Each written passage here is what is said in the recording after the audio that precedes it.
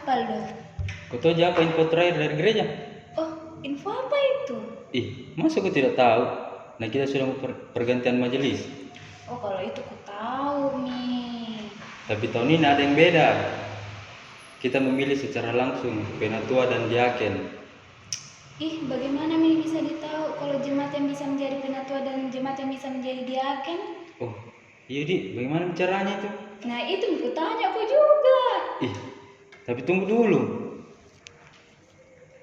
Ada juga yang penjelasannya dari Pak Pendeta. Mana beda lihat, Kak?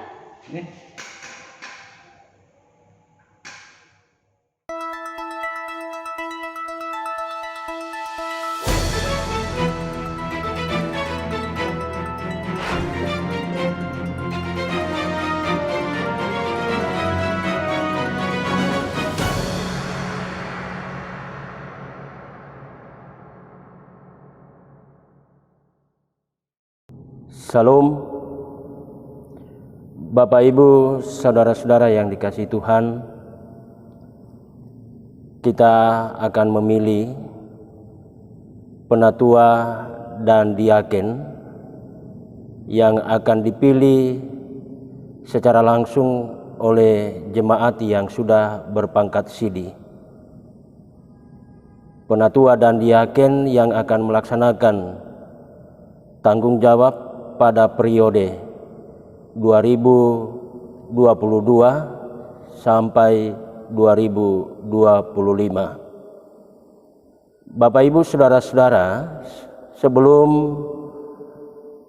Bapak Ibu saudara-saudara memilih, pada saat ini saya akan menjelaskan tentang syarat-syarat menjadi penatua dan diaken serta tugas dari penatua dan diaken dan juga pelayanan secara umum bagi seorang penatua dan diaken. Saudara-saudara yang dikasihi Tuhan, pada saat ini saya akan menyampaikan syarat-syarat menjadi penatua dan diaken berdasarkan firman Tuhan dalam kitab 1 Timotius pasal 3 ayat 1 sampai ayatnya yang ke-13. Yang pertama, syarat menjadi penatua. Yang pertama, seorang yang tidak bercacat. Yang kedua, suami dari satu istri. Yang ketiga, dapat menahan diri. Yang keempat, bijaksana. Yang kelima, sopan. Yang keenam, suka memberi tumpangan. Yang ketujuh, cakap mengajar orang. Yang kedelapan, bukan peminum. Kesembilan, bukan pemarah. Yang kesepuluh, peramah.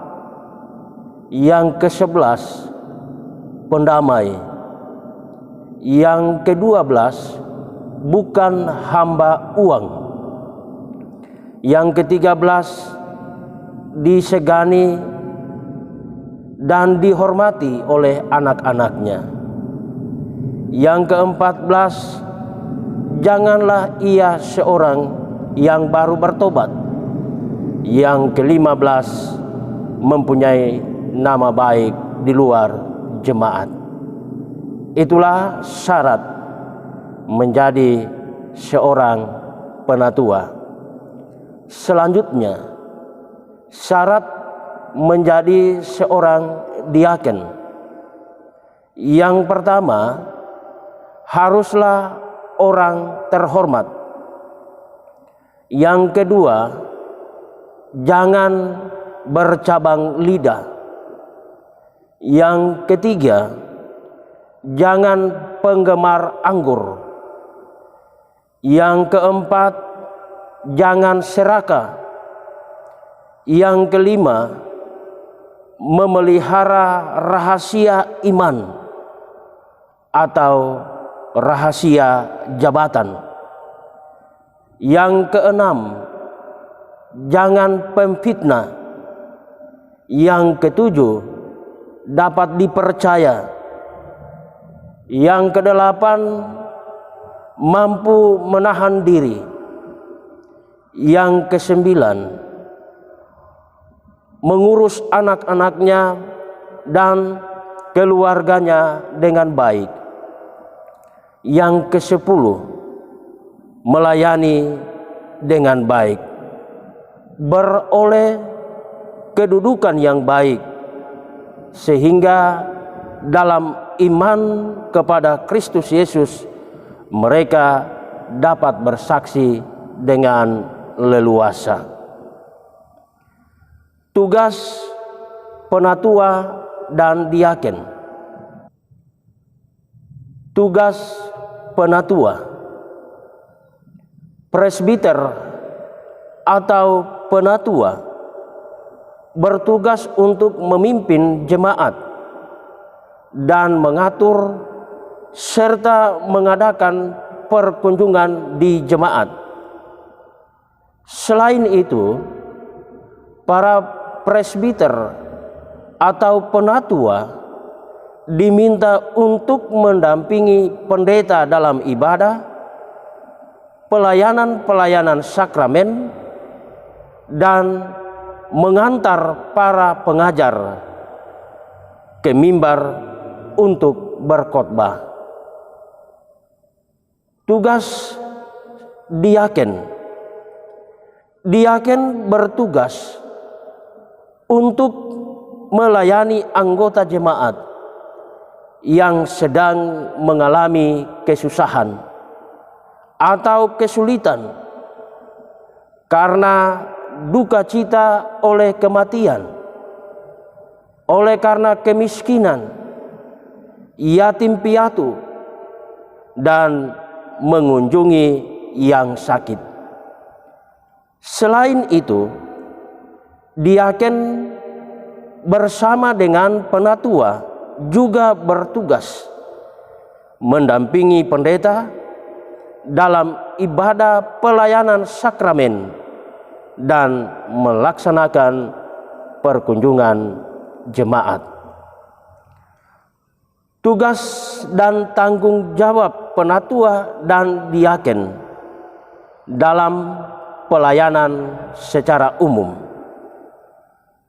Tugas dan tanggung jawab penatua dan diaken berada dalam konteks hakikat jemaat sebagai tubuh Kristus dan tugas panggilannya, yaitu bersekutu, koinonia, bersaksi, marturia, dan melayani diakonia.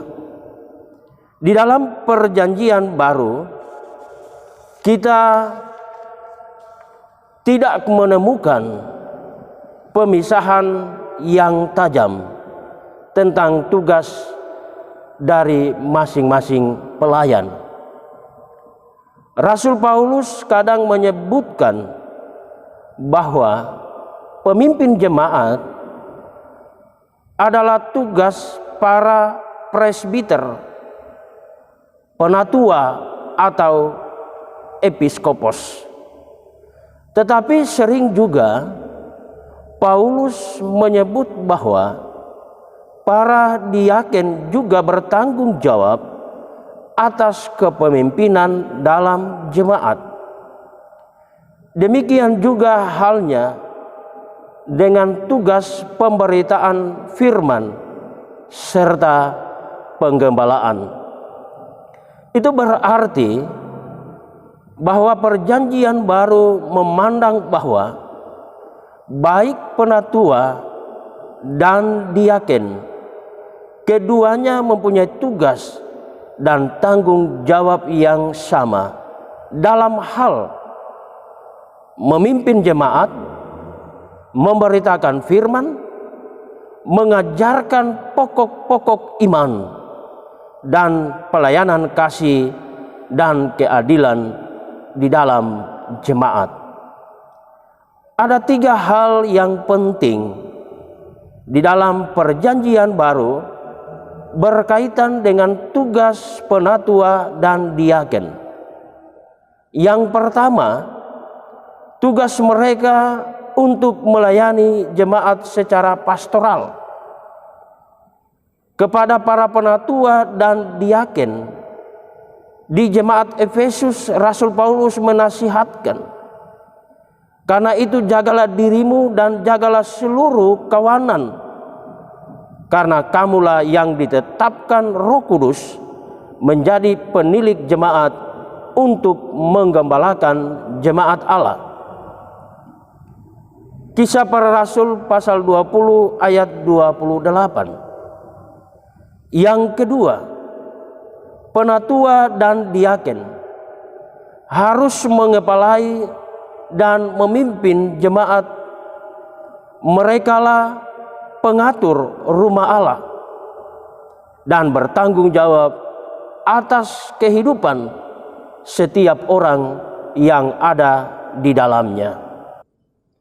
Yang ketiga, mereka harus mengajar dan memberitakan firman Tuhan, baik atau tidak baik waktunya. Tugas penatua dan diaken adalah memberi kekuatan dan penghiburan kepada jemaat yang sedang menghadapi masalah atau kedukaan, serta memberi arahan firman Tuhan bagi jemaat dalam menapaki kehidupan dan pekerjaan mereka. Yang keempat, mereka adalah teladan bagi seluruh jemaat. Kepada Timotius, Rasul Paulus menegaskan, jadilah teladan bagi orang-orang percaya dalam perkataanmu, dalam tingkah lakumu, dalam kasihmu, dalam kesetiaanmu, dan dalam kesucianmu. Dengan demikian, saudara-saudara, jelaslah bahwa para penatua dan diaken harus menjadi contoh atau menjadi panutan.